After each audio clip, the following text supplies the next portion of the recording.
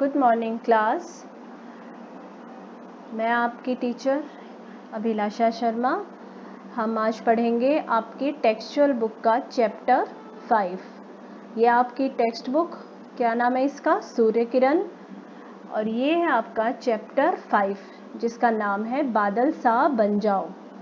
कैसा बन जाओ? बादल सा बन जाओ। इसमें देखिए पॉइंट्स दिए हुए हैं, व्याकरण बिंदु, कि इसमें आप ग्रामर के क्या क्या पार्ट्स सीखेंगे और क्या क्या पार्ट्स इसमें आए हैं। देखिए इसमें ये 4 पॉइंट्स है जो आप बुक में देखिएगा। ये हमारी पोयम यहाँ पे स्टार्ट हो रही है। इसमें पोयम में आपको पता है किसके बारे में बताया गया है? ये जो सामने आपको पिक्चर दिखाई दे रही है स्माइल वाली, ये भी स्माइल की है। पर इस कविता में आपको सबसे ज़्यादा जिसके बारे में बताया जाएगा वो है बादल। तो चलिए स्टार्ट करते हैं।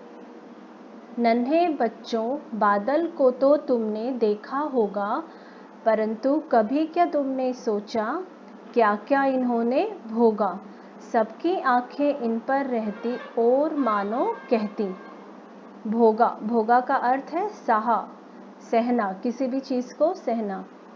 तो देखिए इसका अर्थ है नन्हे बच्चों, बादल को तो तुमने देखा होगा। हम सब ने बादल को देखा है, हम सब बादल को देखते हैं, लेकिन कभी भी हमने ये नहीं सोचा कि बादल को क्या क्या तकलीफ़, क्या क्या चीज़ें सहनी पड़ती हैं। नहीं सोचा ना हमने किसी ने भी। सिर्फ हम बादलों को देखते हैं और स्पेशली छोटे बच्चे क्या करते हैं, उनको देख के जंप करने लग जाते हैं, कूदने लग जाते हैं कि देखो कैसी कैसी शेप में बादल हैं। सबकी आंखें इन पर रहती, मतलब सब इनको निहारते रहते हैं, बादलों को देखते रहते हैं कि कैसी कैसी ये शेप्स में चेंज होते हैं और किस किस कलर के आ रहे हैं। और मानो कहती, आओ वर्षा आओ। जब हम बादलों को देखते हैं तो हमारे दिमाग में सबसे ज़्यादा क्या आता है कि अब अगर बादल आए हैं तो बारिश भी आएगी। ये देखिए बूंदें दिख रही है ना आपको इधर।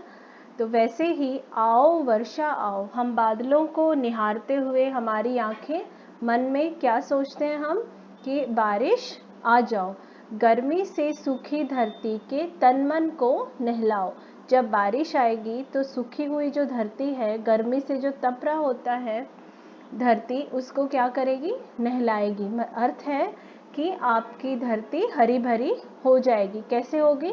बारिश आएगी तो सारे पेड़ पौधे हरे भरे हो जाएंगे। तन मन को नहलाओ। बादल जब पानी देता है, बादल जब पानी देता तब धरती देती खाना। देखिए इसमें बहुत कुछ समझाया है 2 लाइन में कि जब हमारी धरती पर बारिश की बूंदें गिरेंगी तभी हमें धरती क्या देगी? खाना देगी। कैसे? जब बारिश होगी तभी किसान ने जो खेती की है उसमें से हमें अनाज मिल पाएगा। अगर बारिश नहीं होगी तो धरती माता खाना कैसे देगी? नहीं दे सकती। इसलिए बारिश बहुत ज़रूरी है हम तक खाना पहुंचने के लिए। कल कल करती नदियां बहती, पक्षी गाते गाना। कल कल कौन करता है? कल कल नदियाँ।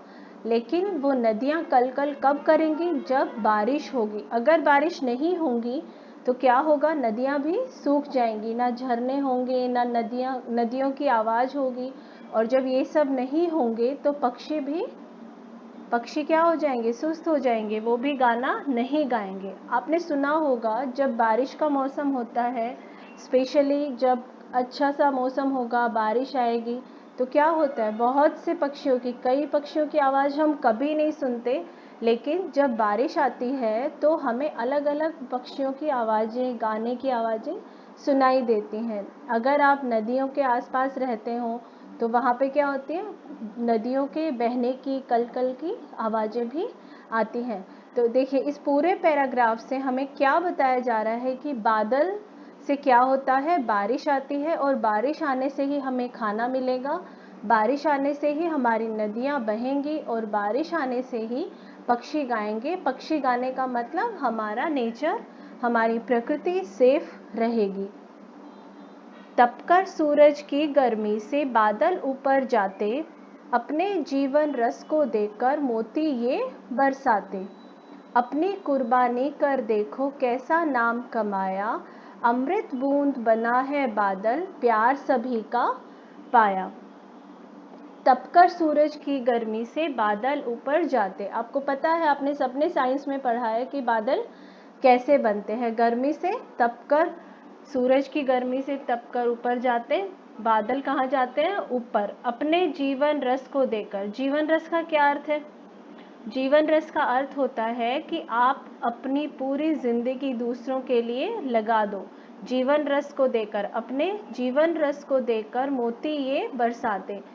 बादलों ने क्या किया होता है? पानी की बूंदें अपने आप में समेटी होती हैं, है ना, और वो क्या करते हैं, जब बारिश आती है तो बादलों ने तो अपना पूरा जीवन रस दे दिया, मीन्स अपना जीवन दे दिया। मोती ये बरसाते, अपनी कुर्बानी कर देखो कैसा नाम कमाया। कुर्बानी का अर्थ आप सबको पता है, कुर्बानी का अर्थ होता है बलिदान। अपना बलिदान देकर उन्होंने कैसा नाम कमाया। किसने? बादल ने। बादल ने अपनी कुर्बानी कैसे दी? पानी की बूंदों के रूप में। अमृत बूंद बना है बादल, प्यार सभी का पाया। क्या बन गया बादल? अमृत बूंद। अमृत बूंद से यहाँ पे किसको दर्शाया गया है? बारिश की बूंदों का। क्यों? क्योंकि अमृत बूंद को क्यों बोला गया है बारिश की बूंदों को? इसलिए बोला गया है क्योंकि बारिश की बूंदों और पानी के बिना हमारा जीवन संभव नहीं है, हमारी प्रकृति भी संभव नहीं है। प्यार सभी का पाया। जब बादलों ने ये सब बलिदान दिया तो उसने क्या पाया? सभी का प्यार पाया। सभी का किसका? हम सबका प्यार उसने पाया। अमृत बूंद बना है बादल, प्यार सभी का पाया। ये लाइंस यहाँ फिर से रिपीट कर रही हूँ जिससे आपको समझ में आए। अपना कुछ देकर देखो तुम, घाटा कभी न खाओगे। घाटा, घाटा का क्या अर्थ होता है? कमी।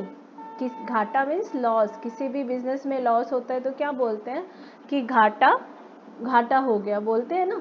तो वैसे ही यहाँ समझाया जा रहा है कि आप जब अपना मीन्स आप जब किसी दूसरे के लिए आप कुछ करते हैं, फॉर एग्जाम्पल जैसे आपके पास पैसे हैं और आप किसी गरीब एक को भी अगर आप भूखे को खाना खिलाते हैं तो आपको कुछ कमी नहीं होगी उससे, लेकिन क्या मिलेगा आपको उसके बदले में? आपको बहुत सी दुआएं मिलेंगी, आशीर्वाद मिलेगा।